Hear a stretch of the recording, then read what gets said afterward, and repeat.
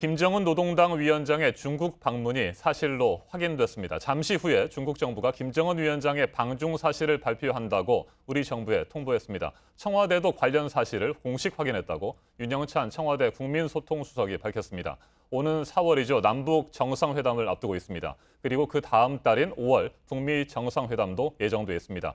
이 같은 상황에서 김정은 노동당 위원장이 중국을 전격 방문한 겁니다. 부인 이설주도 동행한 것으로 알려지고 있습니다. 지난 26일이죠. 이틀 전입니다. 이틀 전에 김정은 노동당 위원장으로 보이는 북한 최고위급 인사가 베이징을 방문한 것으로 보인다는 첫 보도가 나왔습니다. 이틀 전 오후 3시쯤입니다.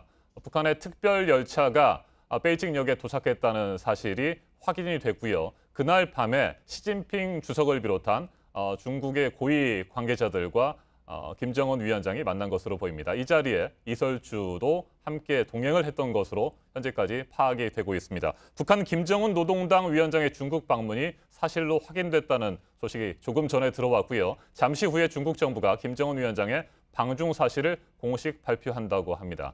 오늘 아침 뉴스에서 JTBC 뉴스 아침엔에서도 보도를 해드렸습니다만 북한의 특별 열차가 어제 오후에 베이징역을 출발을 했고요. 오늘 단둥을 거쳐서 평양에 도착할 것이라는 전망이 나온 상태였습니다. 오늘 오후쯤이라도 김정은 북한 노동당 위원장의 베이징 방문 사실이 공식 확인될 것으로 예상이 됐었는데 당초 예상보다 빠르게 조금 전에 그 사실이 공식적으로 확인이 된 것 같습니다. 이영종 중앙일보 통일문화연구소장을 전화로 연결해서 잠시 관련 소식을 들어보도록 하겠습니다. 소장님 나와 계시죠?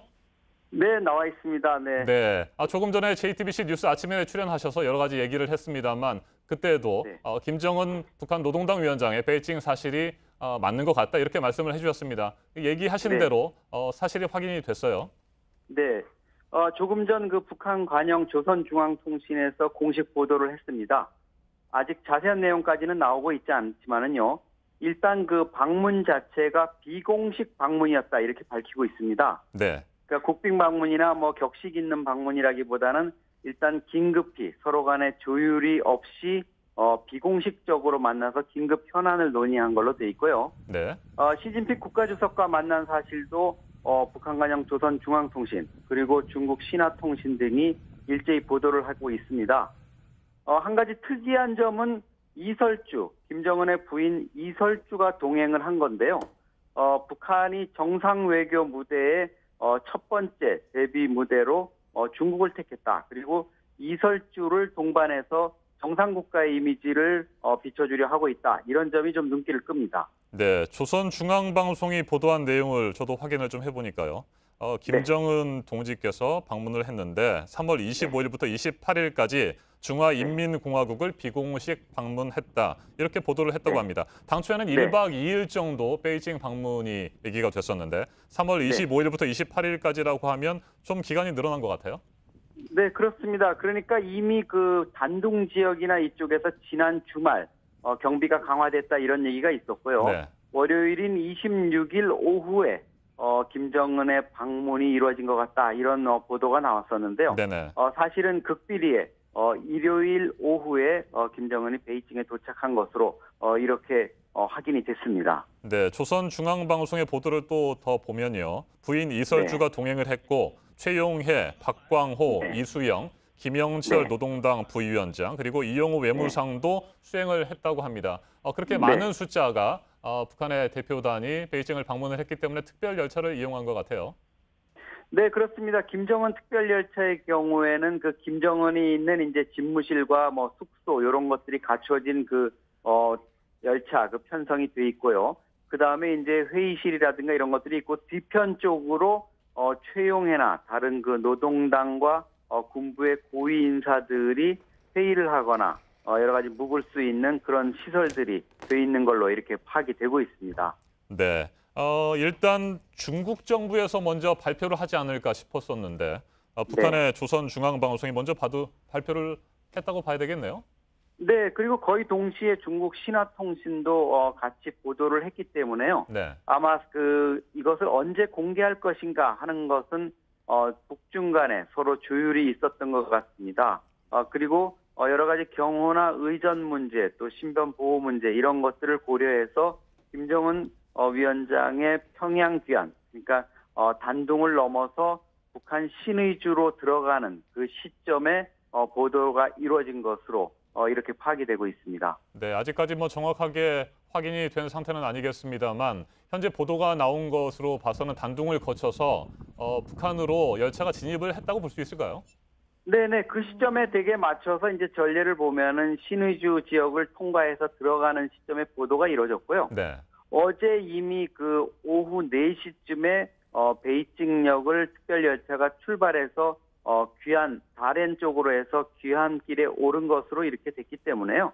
오늘 새벽에는 북한 지역으로 진입했다 이렇게 볼 수 있겠습니다. 네, 앞서 소장님께서 비공식 방문이라고 말씀을 하셨습니다. 공식 네. 방문에 비해서 비공식 방문이라고 한다면 이 방문 계획이 확정되고 준비되는 기간이 굉장히 짧았다 이렇게 볼 수 있을까요?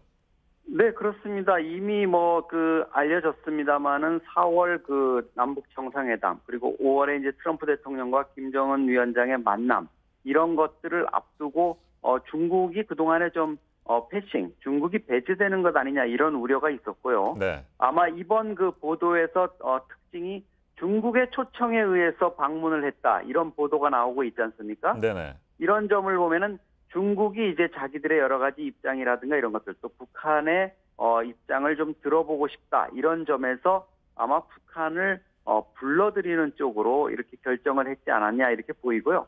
그 과정에서 여러 가지 그 사전에 의전이라든가 뭐 수행원의 면면이라든가 일정 이런 것들을 길게 또 격식 있게 이렇게 잡기보다는 실무적으로 비공식적으로라도 빨리 좀 긴급히 사안을 협의하자. 이런 점에 이제 양측이 의견 일치가 된 것 같고요. 그런 와중에서도 김정은은 어떤 정상 국가의 이미지 이런 것들을 보여주고 싶었던 것 같습니다. 지난 6년 동안 집권 6년 동안 정상회담도 한 번 못하고 해외 외유 원정 외교를 한 번도 한 적이 없기 때문에요. 이런 부분들을 의식해서 첫 번째 데뷔 무대를 좀 정상 국가 이미지를 보여주고 싶었다 이런 부분이 있고요. 그래서 부인 이설주를 이제 여사라고 이렇게 호칭하면서 처음으로 이렇게 수행을 한 것으로 동반을 한 것으로 이렇게 파악할 수 있겠습니다. 네, 2011년 김정은 위원장이 정권을 잡은 이후에 첫 외국 방문이고요. 첫 중국 네. 방문입니다. 그동안에 김정은 위원장의 여동생 김여정 노동당 제1부부장이 특사로 갈 가능성도 있다 이런 얘기들이 나왔습니다만 네. 김정은 위원장의 여동생 대신에 김정은 위원장 본인이 직접 가게 된 거예요. 네네. 이 부분은 아마 지금 상황이 특사를 보내고 다시 김정은 위원장이 방중을 한다거나 이러기에는 시간이 너무 촉박했고요. 또 사안의 중대성이라든가 여러 가지 지금 중국의 입장, 자신들이 좀 북한의 어떤 남북 관계 개선, 또 대미 관계 정상화 이런 부분에서 소외되고 있다. 사전에 좀 후경국, 우방국 또 혈맹이라고 불리는 북중 관계로 봐서 사전 설명을 좀 해줬으면 좋겠다.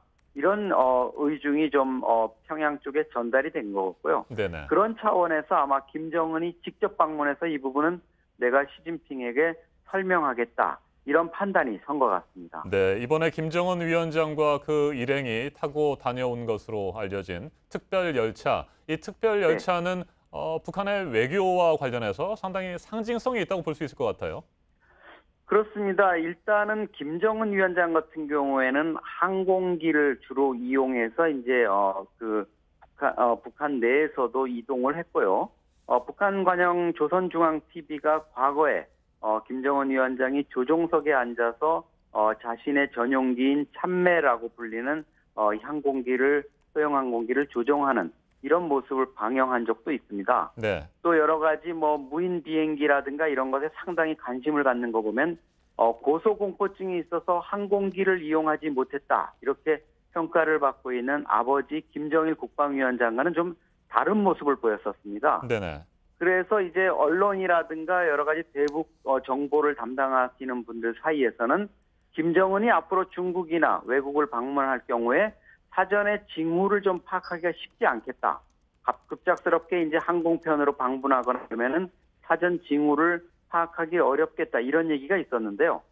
이번 김정은은 예상을 깨고 열차를 선택하는 이런 방안을 취했습니다. 이 부분은 이제 첫 번째로는 아버지인 김정일 국방위원장이 과거 중국을 방문할 때 열차를 이용했던 점, 이런 점을 좀 고려한 것 같고요. 그런 관행대로 한번 아버지가 갔던, 김정일 국방위원장이 갔던 그 북중 친선의 길을 내가 한번 가보겠다, 이런 의중이 있었고요. 또 하나는 경호라든가 이런 면에서 오히려 항공기보다 열차가 더 유리하다, 이런 판단도 있었다고 합니다. 네. 열차의 경우에는 그 여러 가지 이제 지나가는 역에 경호를 해야 된다거나 노출이 될 수 있는 우려가 많기 때문에 경호에 좀 문제가 있는 건 아니냐, 이런 우려도 나오고 있는데요. 네네. 열차 자체가 워낙 길게 편성이 돼 있기 때문에 어느 칸에 김정은이 타고 있는지를 특정하기가 쉽지 않고 또 이동하는 과정에서의 여러 가지 편리점이나 이런 것들도 있기 때문에 북한이 열차를 선택해서 김정은의 방중을 시행한 것이 아닌가, 이런 분석이 나오고 있습니다. 알겠습니다. 소장님, 끝으로 한 가지만 더 질문을 드리겠습니다. 오늘 네. 중으로 구체적인 얘기들, 보도들이 나오겠습니다만 시진핑 네. 중국 국가주석과 김정은 위원장이 정상회담을 했습니다. 주로 어떤 얘기들을 나눴을까요? 네, 기본적으로는 그 전통적인 친선 관계에 있는 북중 관계의 복원에 가장 초점이 맞춰졌을 것 같습니다.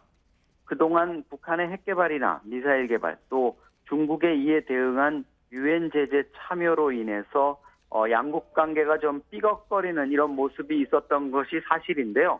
이런 부분을 좀 넘어설 수 있는 어떤 양측의 대책 마련, 이런 것들 차원에서 좀 여러 가지 이야기들이 나왔지 않았을까, 이런 설명이 되고 있습니다.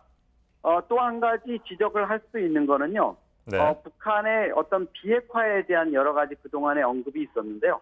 이 부분에 대한 여러 가지 얘기들이 좀 있었을 것 같다, 이런 관측들도 나오고 있습니다. 사실 그동안의 비핵화 문제와 관련해서는 과연 북한이 핵을 포기할 것인가, 이런 언급들도 있었고요. 여러 가지 좀 그 관측들이 있었습니다만, 김정은은 자기가 얘기한 비핵화가 어떠한 것이다, 조선반도의 비핵화를 의미하는 것이고, 이거는 남한에서, 한국에서 주한미군의 핵이라든가 전술핵, 이런 부분들이 반입이 안 되고 또 있는 것들이 외부로 내보내야 된다, 이런 주장을 하는 그런 비핵화다, 이런 설명을 했을 수가 있고요. 네. 끝으로 이제 그 여러 가지 그 지금 제재 국면 때문에 북한이 극심한 경제난, 또 압박을 받고 있고 중국과 북한의 교역이 90% 이상 축소된 이런 상황을 고려해서 긴급구호, 유엔의 제재를 받지 않는 긴급구호 성격의 대북 지원, 이런 부분을 요청했을 가능성도 있는 것으로 보입니다. 알겠습니다. 지금까지 이영종 중앙일보 통일문화연구소장이었습니다. 말씀 잘 들었습니다. 네, 감사합니다. 네.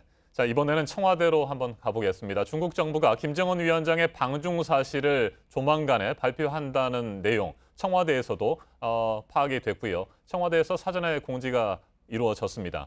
청와대 구석승 기자 나가 있습니다. 구석승 기자. 네. 청와대 사전에 공지된 시간이 몇 시쯤이죠? 네, 청와대는 윤영찬 국민소통수석 명의로 오전 8시 22분 중국 정부가 김정은 위원장의 방중 사실을 발표하겠다고 사전에 알려왔다고 밝혔습니다. 그동안 청와대는 움직임은 파악됐지만 방중 인사가 누구인지는 확인되지 않았다는 입장만 내놨었는데 중국의 공식 발표를 10여 분 앞두고 김 위원장의 방중 사실을 인정한 겁니다. 북한의 조선중앙방송이 조금 전에 관련 사실을 이미 보도를 했고요. 청와대에서도 공식 입장을 밝힐 것으로 보이는데 아직까지 구체적인 내용이 발표가 된 건 아닌가요? 네, 아직까지 공식 입장은 나오지 않았습니다. 문 대통령이 조금 전 순방을 마치고 막 귀국을 했고 또 중국의 공식 발표가 나온 지 시간이 얼마 지나지 않았기 때문에 청와대의 공식 입장 역시 아직은 나오지 않고 있습니다. 다만 청와대는 김 위원장의 이 방중이 나쁘지는 않다는 이 분위기입니다. 청와대 관계자는 남북 그리고 북미 정상회담을 앞두고 북중 간 관계 개선이 이루어지는 것은 긍정적인 신호로 본다고 밝혔습니다. 사실상 한동안 냉각되었던 이 북중 관계가 회복되는 신호라고 본다는 겁니다. 우리 정부가 현 상황을 또 긍정적으로 보는 또 다른 이유는 북한과의 우리 정부의 직접적인 이 채널뿐만 아니라 중국이라는 이 또 다른 간접 채널이 확보됐다는 의미가 있기 때문입니다. 또 이 북한 문제에 있어서 중국이 이른바 패싱이 될 경우에 이 한반도에서 미국의 영향력이 지나치게 커지는 것을 우려해서 이 남북, 북미 그리고 이 남북미 대화를 견제할 가능성도 있었는데 그런 점에서도 북중 관계 개선이 나쁘지 않다는 겁니다. 네, 고석순 기자, 잠시 후에 청와대도 공식 입장을 밝히겠군요. 계속해서 취재를 해주시고 공식 입장이 나오면 다시 한번 연결해서 얘기를 듣도록 하겠습니다. 지금까지 청와대에서 고석순 기자였습니다. 네, 지금 시청자 여러분께서는 JTBC 뉴스 특보를 시청하고 계십니다. 이틀 전에 북한 김정은 위원장이 베이징을 방문했다는 사실이 확인이 됐습니다. 지금 스튜디오에 두 분이 나와 계십니다. 양무진 북한대학원 대학교 교수님 나오셨습니다. 안녕하십니까? 안녕하십니까? 네, 그리고 정치부 김태형 기자 자리를 함께했습니다. 양무진 교수님, 조금 전에 사실이 확인이 됐는데 교수님께서는 어떻습니까? 뭐 미리 좀 알고 계셨습니까? 짐작은 하셨습니까? 저는 예측을 못했습니다. 네, 아마 간다 하더라도 이 고위급의 특사 방중이 아니겠느냐 그런 차원에서 최영애라든지 또 그리고 지금은 이제 그 박봉주 북한에서 정치국 상무위원들이지요. 또 그리고 김정은의 동생 김여정 이 정도의 특사단의 방중을 통해 가지고 시진핑 주석의 연임을 축하하는 메시지 또 그리고 오는 9월 9일 북한의 공화국정 그 창건 뭐 지금 70주년 아닙니까? 그렇죠. 여기에 대해서 고위급 뭐 초청 이걸 통해 가지고 북중 간의 그 관계 복원이랄까요? 뭐 이런 측면에서 봤는데 그러나 그 지금 이제 김정은 위원장이 직접 갔다는 거 여기에 대해서는 저는 좀 놀랐다 이런 생각이 듭니다. 네, 어떤 의미가 있습니까? 지금 이 시점에 베이징 방문 말이죠. 지금 이제 아마 김정은 위원장의 입장에서는 그 가장 중요한 그 대외적인 정통성 확보가 되겠죠. 지금까지 6년 동안에 이 북중 관계 상당히 소원한 관계, 불편한 관계였잖아요. 그러나 내부적으로는 뭐 이 당정은 모두 절차에 가지고 권력을 장악했지만도 아직까지 최고의 우방국인 중국으로부터 정상회담을 하지 못하려 가지고 이 중국으로부터 정통 확보 이거에 대해서는 아직까지 좀 뭐랄까 부족한 면이 있지 않겠습니까? 그런 차원에서 이번에 시진핑 주석의 초청에 의해 가지고 직접 방중했다. 이런다면 대외적인 정통이 확보되다 보이고 또 지금은 이제 국제적인 관심사가 봤을 때 북한의 비핵화와 체제 보장 문제 아니겠습니까? 특히 이런 부분에 대해서 아마 중국과 북한 간에 어느 정도 접점, 이해관계 접점이 아니겠냐. 다시 말해서 중국의 대한반도 정책 3원칙이 있죠. 첫 번째는 한반도의 비핵화, 두 번째는 평화 안정, 세 번째는 대화를 통한 문제 해결입니다.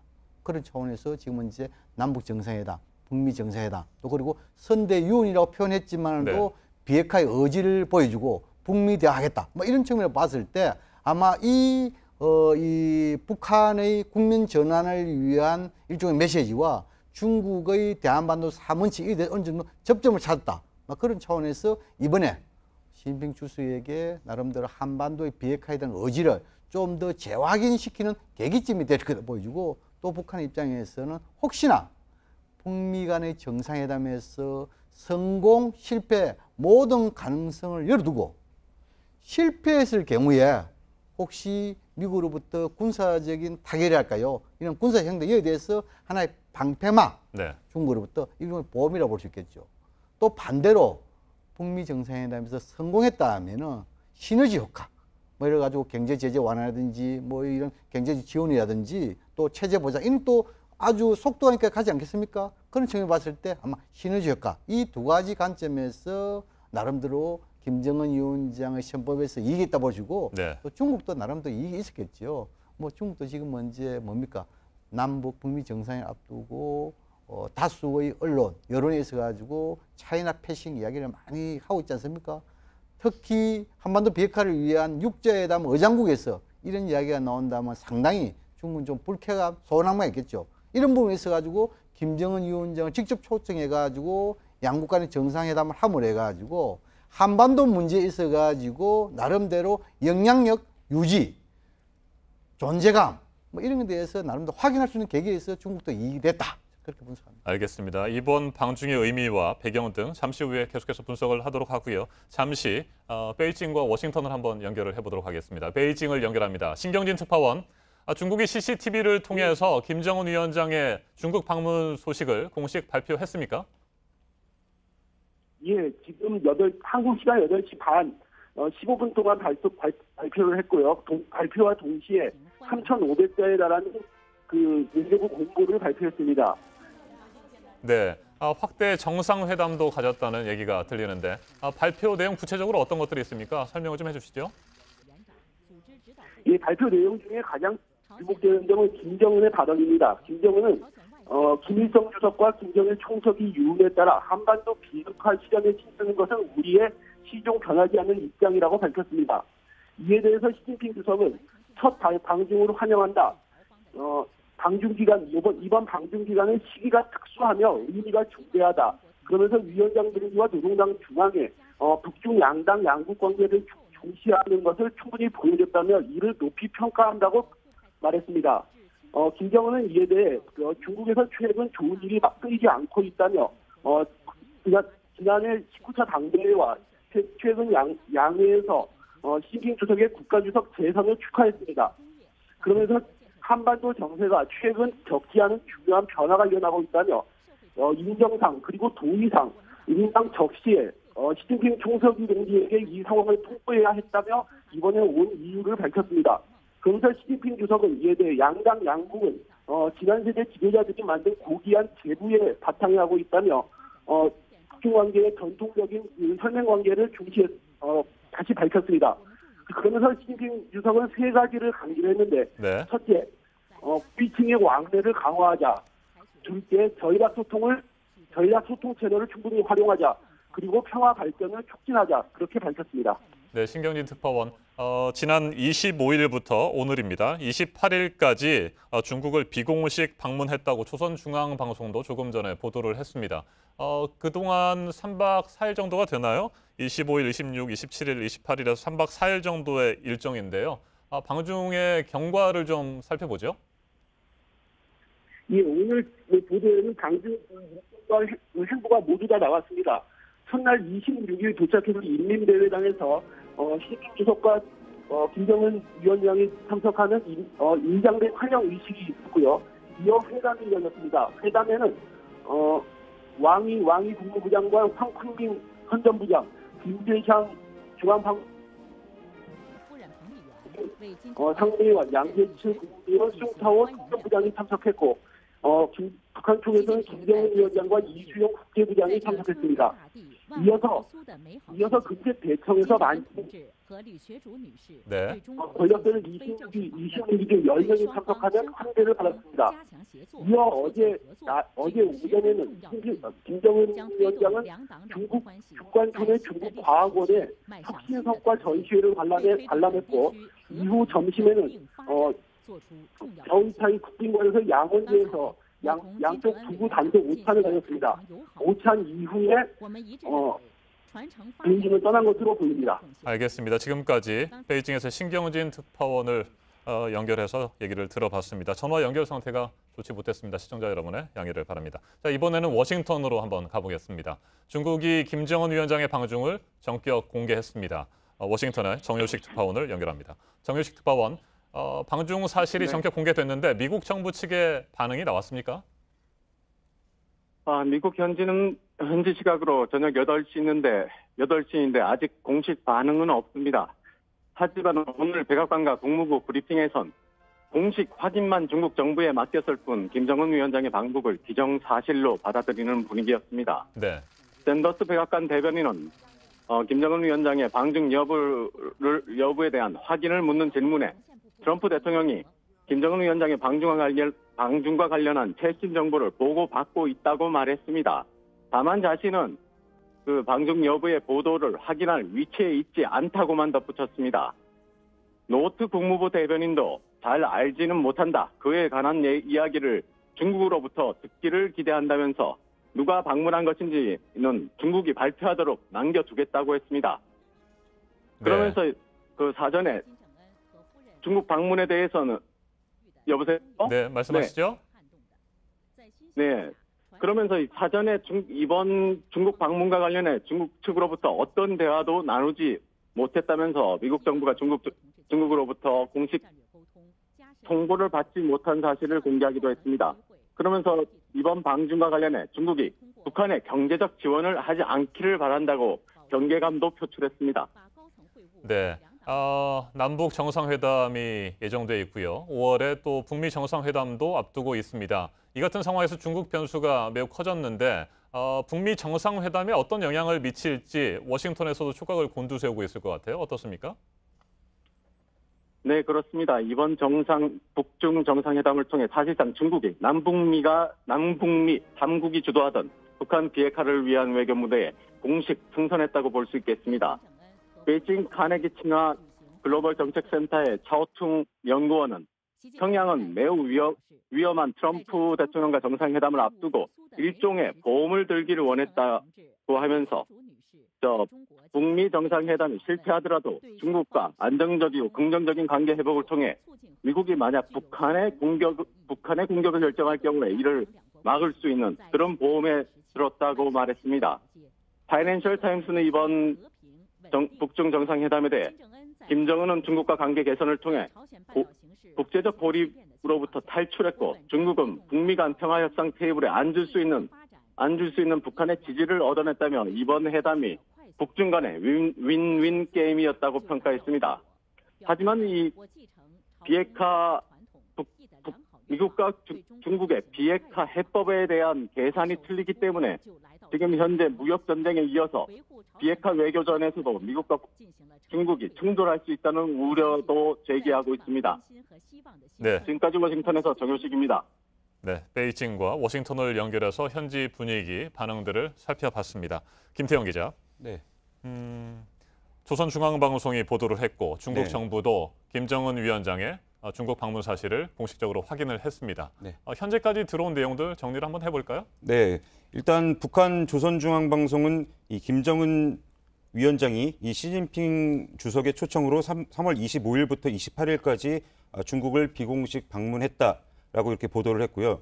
이어서 이제 부인 이설주 여사가 동행을 했고 최용해, 박광호, 이수용, 김영철 노동당 부위원장과 이용호 외무상 등이 수행을 했다 이렇게 얘기를 했습니다. 그리고 중국 역시 이제 비슷한 시간대 중국 CCTV를 통해서 보도를 했는데요. 우리 시간으로 8시 반쯤 한 15분 정도에 걸쳐서 이제 네. 방송을 했습니다. 사실상 중국 정부의 공식 발표를 대신했다 이렇게 보시면 되는데요. 중국은 김정은 위원장이 시진핑에게 한반도 상황이 나아지고 있다 이렇게 얘기를 했고요. 또 시진핑 초청으로 김정은 위원장이 중국을 방문했다. 여기에는 이설주 여사 마찬가지 북한과 비슷한 네. 내용의 보도를 했습니다. 그리고 시진핑 주석은 김정은 위원장에게 양국 간 고위급 교류 지속 등 4가지 제안을 했다고 이렇게 밝혔습니다. 네. 이에 대해서 김정은 위원장은 한반도 비핵화는 선대 유운이다. 시진핑 주석에게 비핵화를 다시 한번 이렇게 약속하는 이런 발언들이 있었다고 합니다. 중국 측에서 이제 배석한 인물들은 리커창 총리 그리고 왕후닝이라고 있는데 왕후닝은 이 시진핑 주석의 책사라고 이렇게 알려졌다고 전해지고 있습니다. 네, 부인 이설주도 동행을 했고 네. 중국을 함께 다녀왔다는 얘기까지 확인이 됐고요. 자, 교수님, 당초에 특사로 김여정 노동당 제1부부장이 갈 것으로 예상도 됐었는데 이번에는 같이 안 간 것 같아요? 그렇지 않죠. 이 김여정 이 특사로 안 간 것뿐만 아니고 이번에 동행 명단에도 빠졌지요. 네. 아마 이 김여정이가 지금 이제 임신한 7개월 정도 상태. 이래서 건강 이런 것을 다 봐가지고 좀 이제 빠지고 특히 또 이제 백두혈통 가운데 직접 최고 지도자가 국내를 배우기 때문에 아마 그런 부분에서 이설주가 국내에 남는 그런 것도 있겠죠. 근데 지금은 이제 우리 이제 김 기자님께서 잘 말씀했는데 북한의 조선중앙통신 또 그리고 중국의 CCTV 이를 보면은 나름대로 중국 입장에서는 예를 들어 가지고 전통 복원 네. 또 그리고 전략적인 대화 강화 또 미래지향 이런 것을 좀 강조했다는 측면에서 때는 이것은 원론적인 이야기지만도 그러나 전통 복원이랑 상당히 중요한 부분이거든요. 지금 김정은 체제 이 6년 동안에 있어 가지고 전혀 불평등이 지속됐잖아요. 그리고 또 특히 북한 입장에서는 선대 유언이라고 이야기했지만도 비핵화 이건 선대 유언으로서 비핵화 의지를 보여줬다는 것은 지금까지 남북 간의 특사 이런 부분이 있어가지고 여기서 재확인하는 부분이거든요. 그래서 상당히 의미가 있다 이런 생각이 듭니다. 네, 비공식 방문이라고 보도가 됐습니다. 그래서 짧은 기간에 이번 방중이 결정이 됐고 준비된 것으로 보이는데 교수님 어떻게 생각하세요? 물론 양측에 북한과 중국의 이해가 다 맞아떨어졌기 때문에 이번 중국 방문이 이루어졌겠습니다만 북한이 더 급했을까요? 중국이 급했을까요? 지금까지 이 북한의 최고 지도자가 이 중국을 방문할 때 대부분 비공식 방문이라고 네. 많이 이야기합니다. 그것은 뭐냐니까 공개적으로 드러난 행동보다도 이 최고 지도자가 북한에 귀국한 이후에 보통 이 발표하는 그런 행식을 가지고 좀 비공식한 이야기를 많이 하고 있고 특히나 지금은 이제 행시장을 보면은 한 25일부터 28일 같으면은 3박 4일이라고 볼 수 있지만 그러나 실제 보면은 1박 4일이라고 볼 수 있어요. 네. 왜냐하면 이동해서 상당히 시간 많이 하고 실제 베이징 다오이 타이에서 1박 했다는 것밖에 없단 말입니다. 그렇죠. 그런 측면을 봤을 때 아마 1박 이 4일의 이런 이 방중을 볼 수 있고 아마 이 북한과 중국 모두 지금 이제 발표상을 봤을 때 중국도 역시 북한의 최고 지도자인 김정은 위원장으로부터 직접 한반도 비핵화 이것에 들었다는 거 이거에 네. 대해서는 상당히 중요한 부분이겠죠. 또 지금은 이제 북한 입장에서는 나름대로 미래지향 전략 대화 이런 거 하지만도 양국 관계 복원하는 그런 측면이 있지만도 직접 김정은 위원장을 시진핑 주석이 초청했다는 측면에서 김정은 위원장의 정통성과 관련해가지고 대외적인 정통성 확보를 볼 수 있겠죠.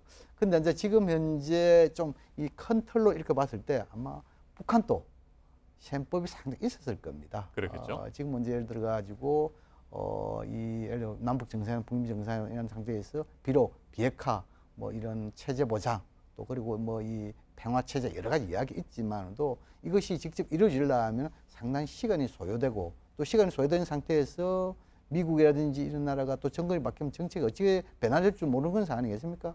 그런 차원을 봤을 때도 아마 이 김정일이나 그런 시험법도 다 넣고 들어갔다고 보여지고 근데 지금은 이제 이렇게 갑자기 비공식 일을 했다는 것을 좀 볼 때는 저는 과거의 행태를 답습하는 측면도 있지만 네.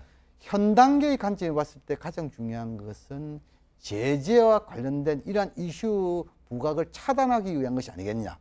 다시 말해가지고 지금은 이제 동행 인물을 보면은 최영애라든지 또는 이수영이라든지 박광호라든지 또 여러 이런 사람 있지 않습니까? 김영철이라든지 이런 네. 있으면은 이런 사람들 특히 최영애와 김영철 경우에는 이 유엔 또는 미국부터 제재 이렇게 하는데 혹시나 제재 대상자가 사전에 이렇게 드러나게 보면 이거 왜 갔느냐부터 해가지고 국제 이론이 아주 심하게 된단 말입니다.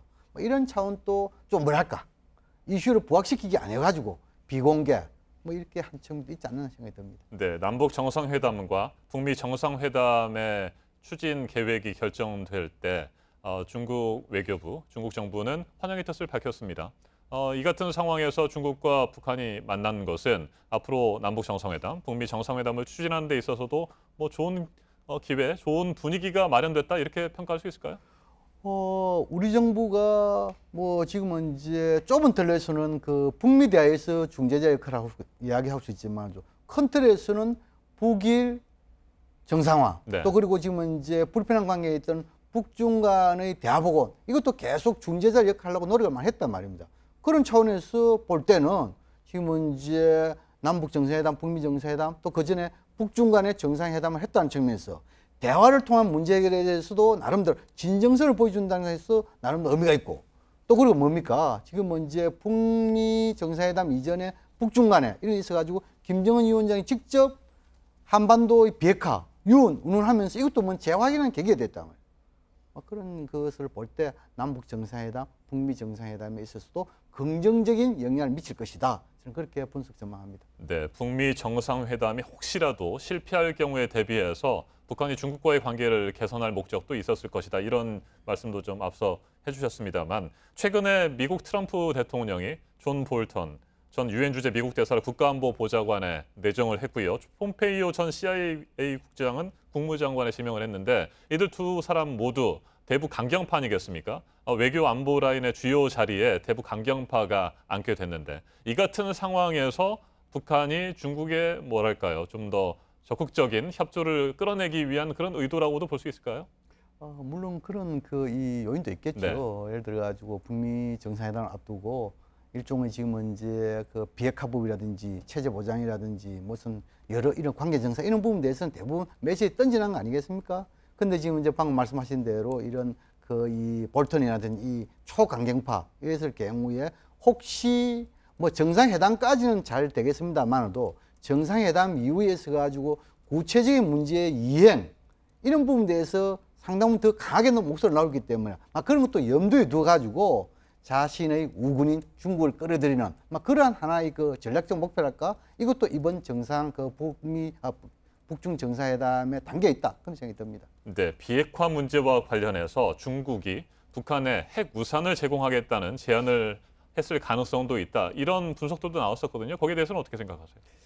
글쎄요, 지금 이제 이 북한 입장에서 이 비핵화 이렇게 하면은 비록 이 미국이 우리 측에 대해서는 핵우산 제공 뭐 이렇게 할 수 있지만도 북한은 자존심 있고 또 핵을 만들고 지금 이제 보유한 경험 혹시 뭐 폐기를 한다 하더라도 만든 경험이 있기 때문에 중국으로부터 핵우산 뭐 요구 이런 것은 쉽지 않을 것이다. 자존심 상해가지고 오히려 뭐 포괄적으로 전통 이 우호 협력 국가로서 체제 보장과 관련해 가지고 제재를 좀 더 완화하고 경제적 지원을 좀 확대하는 뭐 그런 부분에 대해서 간접적으로 뭐 요청했을지 몰라더라도 핵우산까지 요청할 가능성은 낮다.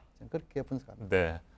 조금 전에 워싱턴을 연결해서 들어봤습니다만 트럼프 행정부에서는 아직 공식 입장을 내놓지 않고 있는 상황인 것 같습니다. 그런데 트럼프 대통령 입장에서 보면 말이죠. 북미 정상회담 5월 앞두고 있는 상황인데 본인을 먼저 만나기에 앞서서 시진핑 주석을 찾아가서 김정은 위원장이 만났단 말이에요. 이 부분에 대해서 좀 뭐 기분 나쁘게 생각하던거나 뭐 이럴 가능성은 없을까요? 어떻게 보세요?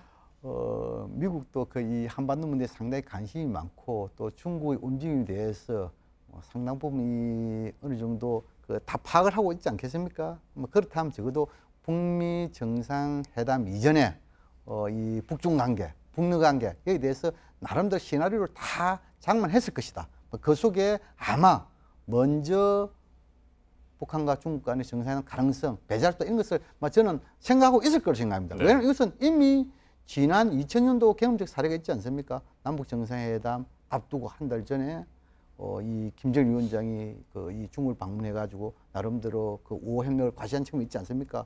그런데 이제 이런 건 있을 수 있습니다. 지금은 이제 트럼프 대통령 입장에서는 남북 정상회담에서 한반도 비핵화에 대한 큰 원칙과 방향에 대해서 합의를 하고 이 북미 정상회담에서 보다 구체화된 진정성이 담긴 행동까지 합의에 담으려고 이런 측면을 봤을 때 혹시나 그 이전에 김정은 위원장이 시진핑 주석에게 이 부분에 대해서 미국에 줄 선물을 미리 중국에 줘버렸다. 이렇게 하면 좀 뭐랄까 김이 빠지는 북미 정상회담 가능성 배제할 수 없는 측면이 있지 않겠습니까? 그런 우려도 할 수 있을 것 같아요. 그래서 아마 지금은 이제 백악관에서 이 밖으로 나온 뭐 이 선대 유언 운운하면서 비핵화를 이야기하는 이것보다도 좀 더 구체적인 이야기가 무엇이 있을까? 이런 파악에 대해서 좀 집중해 가능성이 있다 생각이 듭니다. 네, 김태형 기자. 예. 중국과 북한에서는 공식 발표를 한 것으로 보입니다. 네. TV를 통해서 네네. 또 북한 매체를 통해서 발표를 한 상태였고 청와대에서도 공식 발표를 할 예정이라고 조금 전에 고석성 기자가 전했습니다만 아직까지 발표를 한 상태는 아닙니까? 예, 아직까지 뭐 발표는 나오지 않고 있습니다.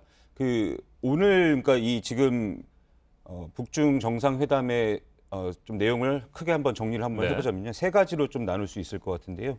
첫 번째가 이제 북중 관계 복원 목적이 있다 이렇게 볼 수가 있습니다. 2011년 김정일이 이제 중국을 방문하고 7년 만에 북한 최고위급의 최고 지도자의 방중이고 네. 또 김정은 위원장은 집권 이후에 처음으로 중국을 가게 된 거죠. 그 사이에 많은 일들이 있었는데 뭐 핵 문제로 인해서 북중 관계가 좀 틀어졌고 또 이 숭타오 시진핑 주석의 특사가 왔는데도 김정은 위원장을 만나지도 못하고 돌아가는 등 북한과 중국과의 사이가 많이 소원해져 있었습니다. 이런 소원해졌던 관계를 복원하는 차원에서 이번 회담이 이뤄진 건데 이 시진핑 주석과 김정은 위원장이 주고받은 대화를 보면 이걸 알 수가 있습니다. 시진핑 주석은 북중 친선 계승은 쌍방의 공동 이익에 부합한다 이렇게 얘기를 했고요. 이에 대해서 김정은 위원장은 북중 친선은 목숨처럼 이어가야 할 의무이다 이렇게 화답을 했습니다. 이뿐만 아니라 이제 두 번째로 볼 만한 게 정상 국가로서의 어떤 움직임인데요. 이번에 김정은 위원장이 이설주 그러니까 부인이 이설주를 대동을 했고 또 최용해 부위원장과 이용호 외무상 등 네. 고위급 인사들을 대거 이제 동행을 했지 않습니까? 이 모양새 자체가 이제 과거 저희 지난 1월에 신년사 때 김정은 위원장이 뭐 밝혔던 그런 부분, 그리고 평창 올림픽의 평화 올림픽 그러면서 대규모 대표단을 파견하는 부분, 그리고 저희 쪽에서 대북 특사단이 갔을 때 이설주가 같이 만찬에 참석했던 그런 부분들, 여러 가지 면들을 봤을 때 그런 연장선상에서 이 정상 국가로서의 면모를 보여주기 위한 이런 모양새를 갖췄다 이렇게 볼 수 있고요. 마지막으로는 이 비핵화 부분에 대해서 이제 중국과 논의를 하겠다 이런 이제 모습을 보인 건데요. 마찬가지로 김정은 위원장이 이제 대화에서 나온 것처럼 한반도 비핵화는 선대 유은이다 네. 라면서 이제 시진핑 주석의 비핵화를 약속을 했다 이렇게 보도가 되고 네, 있습니다. 김태형 기자 현재 통일부를 출입하고 있습니다. 계속해서 북한 문제를 취재하고 있는데 네네. 들리는 얘기에 따르면 지난 주말부터 북한에서 뭐 관련한 움직임들이 포착이 됐다는 얘기도 좀 들리고요. 중국 베이징을 방문할 것이다. 또 열차가 출발하는 뭐 그런 움직임들도 단동 지역이라든지 파악이 된 것으로 알고 있습니다. 네. 김태형 기자도 그 관련해서 소식들은 파악을 하고 있었던 상황이죠? 이 청와대에서 밝혔던 게 이제 그 열차의 움직임에 대해서는 어느 정도 파악을 하고 있었는데 거기에 누가 타고 있는지 뭐 김정은 위원장이 탔는지 김정은 위원장의 동생인 김여정이 탔는지 이 부분에 대해서도 계속해서 이 보도에 혼선이 있었지 않습니까? 청와대에서도 그 부분에 대해서는 확인이 안 됐는지 아니면 확인을 했는데 이 북중 간 발표 이전까지 그 부분을 비밀로 지켜줬는지 이 부분에 대해서는 확인이 안 되고 있습니다. 네, 현재 통일부나 청와대 입장에서는 중국과 북한의 관계가 개선되는 거에 대해서 반기는 분위기입니까? 네, 그렇습니다. 일단 한국이 지금 북미 간 대화의 중재자 역할을 지금 하고 있지 않습니까? 만약에 북한이 미국과의 한국이 우리 측에서 이 중국을 북한과의 대화, 그러니까 북한이 미국과 대화하는 데 있어서 우리 쪽의 어떤 입장을 전달하는데 또 다른 채널로 이렇게 활용할 수 있지 않을까라는 그런 기대감도 있는 것으로 보이고 있습니다. 네, 중국이 북한의 비핵화와 관련해서 적극적인 역할을 할 수도 있을 거다 이런 기대를 가질 수 있을 것 같습니다. 교수님, 중국은 그동안의 차이나 패싱에 대한 우려를 가지고 있었습니다만 어쨌거나 이번 김정은 위원장의 중국 방문을 통해서 그 차이나 패싱에 대한 우려를 어느 정도 불식을 시킨 것으로 보이는데 현재 관심은 일본입니다. 재팬 패싱. 아베 총리가 관련해서 우려도 많이 하고 있고 그래서 최근에 이제 북미 정상회담이라든지 남북 정상회담이 확정된 이후에 북한과의 정상회담, 북일 정상회담을 추진하고 제안하는 그런 모습도 보였습니다. 현재 일본의 셈법도 복잡할 것 같아요. 어떻게 보십니까? 일본 아베 총리 입장에 봤을 때 이 북측으로부터 한 방 맞고 또 두 번째로는 트럼프 대통령으로부터 한 방 맞은 거 아니겠습니까? 뭐 그런 부분들 상당히 소원하고 그런 있겠죠. 그러나 일본은 과거 경험적 사례를 보면은 그 현상 상황 여기에 대한 대처하는 능력이 상당히 뛰어납니다. 네.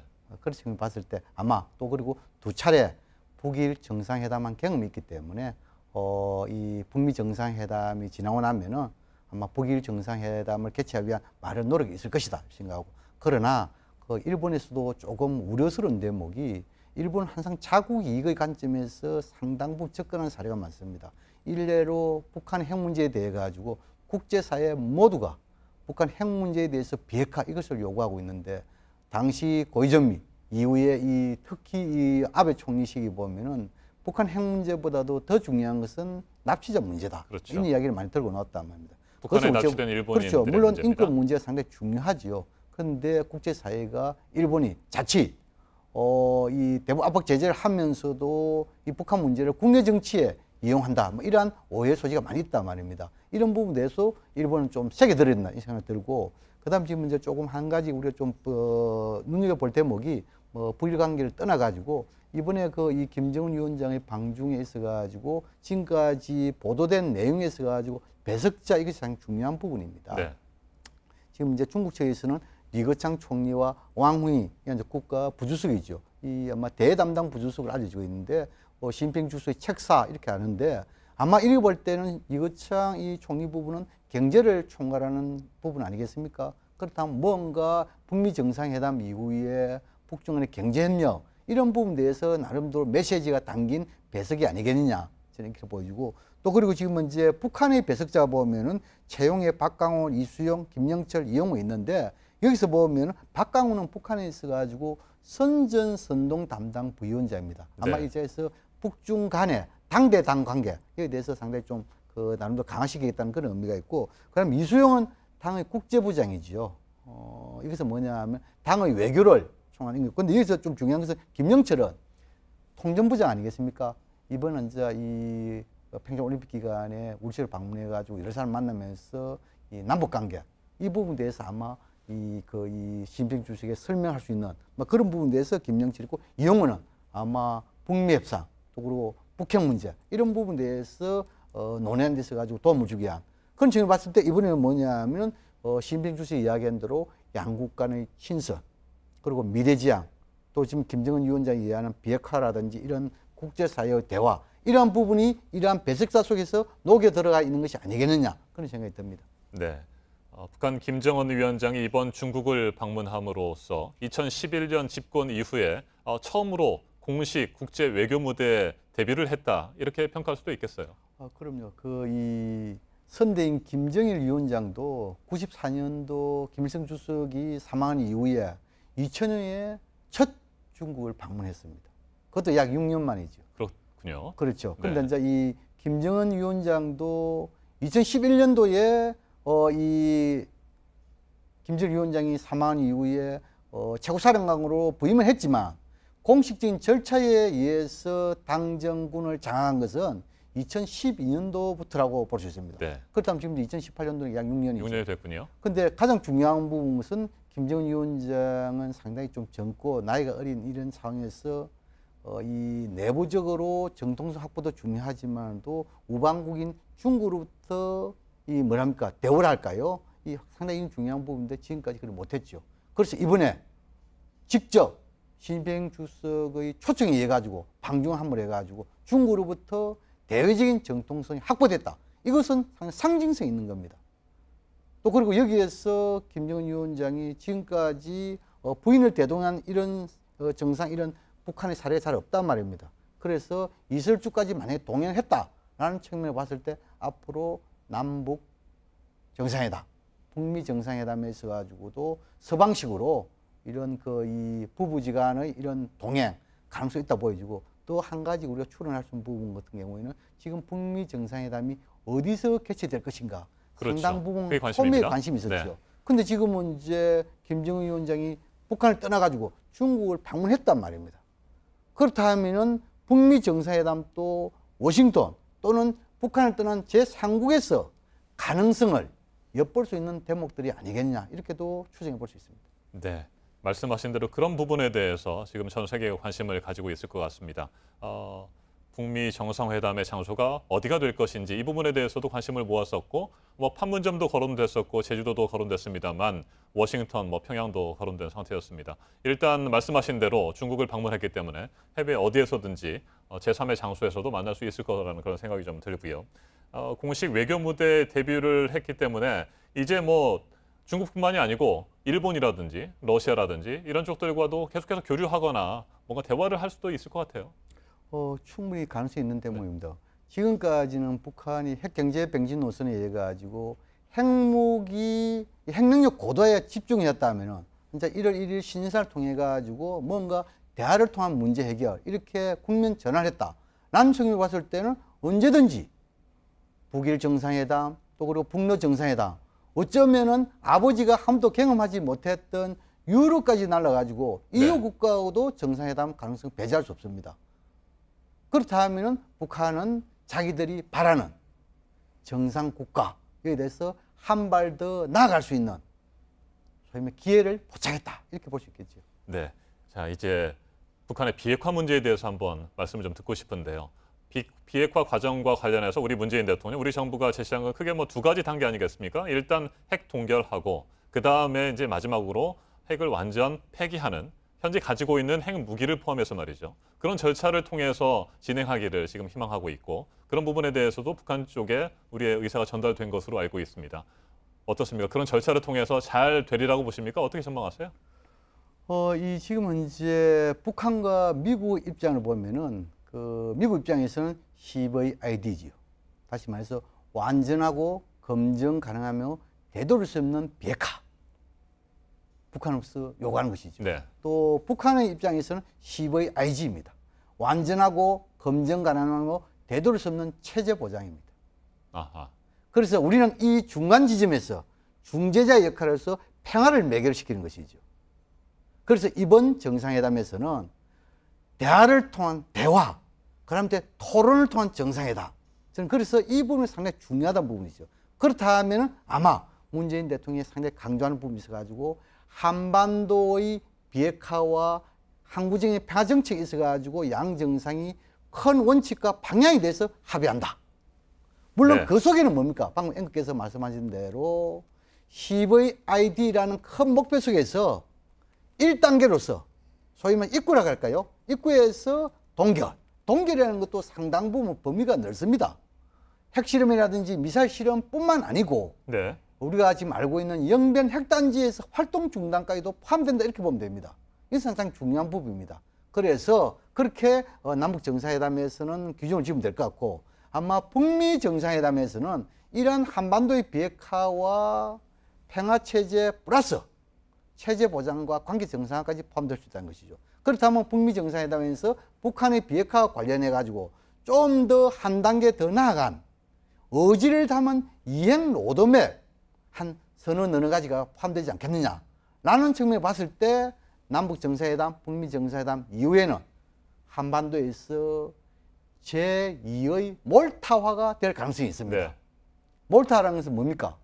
1989년도에 아버지 부시와 고르바초프 대통령 서기장 간에 합의해가지고 국제사회의 냉전 체제를 종식시키고 평화 협력 체제로 전환시킵니다. 지금은 이제 한반도는 아직까지 냉전이 상존하고 있단 말입니다. 그래서 남북 북미 정상회담을 거치면서 한반도에 있어 가지고 냉전이 종식되고 평화 협력체로 갈 수 있는 기회, 이 봄 이것이 오고 있다 이렇게 이해하면 될 것 같습니다. 알겠습니다. 김태형 기자. 예. 이제 내일 남북 고위급 회담이 열립니다. 4월 남북 정상회담의 구체적인 일정과 네, 뭐 네. 장소 이런 것들을 결정하게 되는데 네. 내일 오전부터 시작이 됩니까?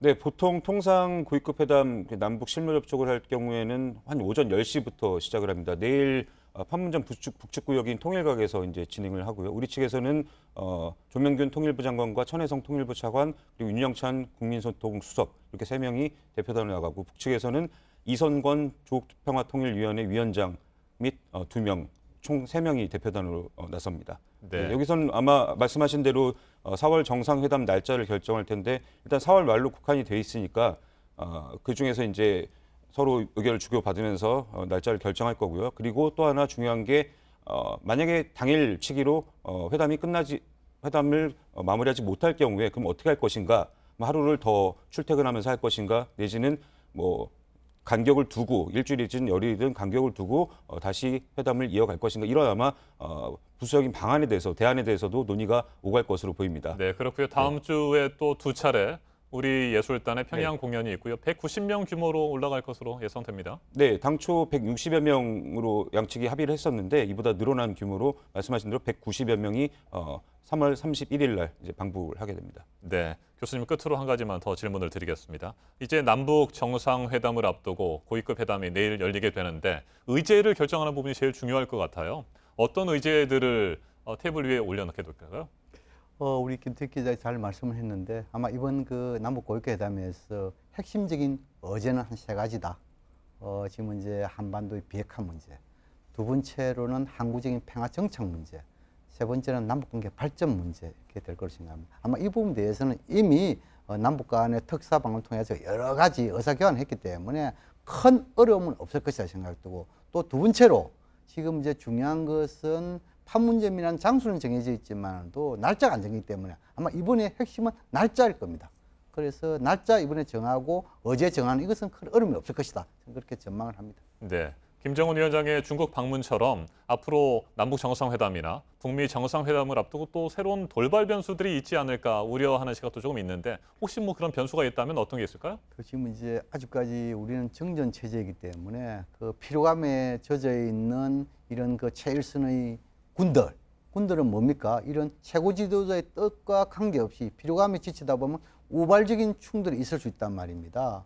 여기에 대해서 좀 대비가 필요하고, 두 번째로는 과거 경험을 할 때 항상 중요한 것이 남북미 당국자들의 언행을 좀 신중해야 됩니다. 네. 이 잘못 이야기하면 이것이 오해가 되지 않겠습니까? 그래서 이것을 조심하고, 특히 문재인 정부는 함께하는 대북 정책이잖아요.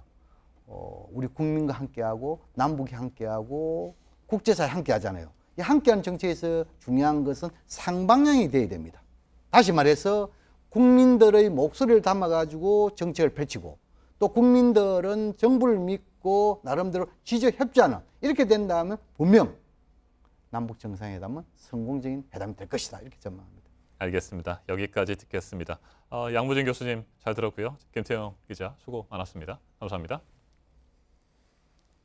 네, 이틀 전입니다. 북한의 최고위급 인사가 중국을 방문했다는 소식이 전해진 뒤에 과연 누가 베이징을 방문했고 시진핑 주석과는 만났을까, 이런 여러 가지 궁금증들이 있었습니다만, 조금 전에 1시간 전쯤에 북한 김정은 위원장의 중국 방문 사실이 확인이 됐습니다. 중국 쪽에서 방문 사실을 발표를 했고요. 북한에서도 각종 매체를 통해서 발표를 했다는 소식을 지금까지 전해드렸습니다. 이상으로 JTBC 뉴스 특보를 모두 마치겠습니다. 시청해주신 여러분 고맙습니다.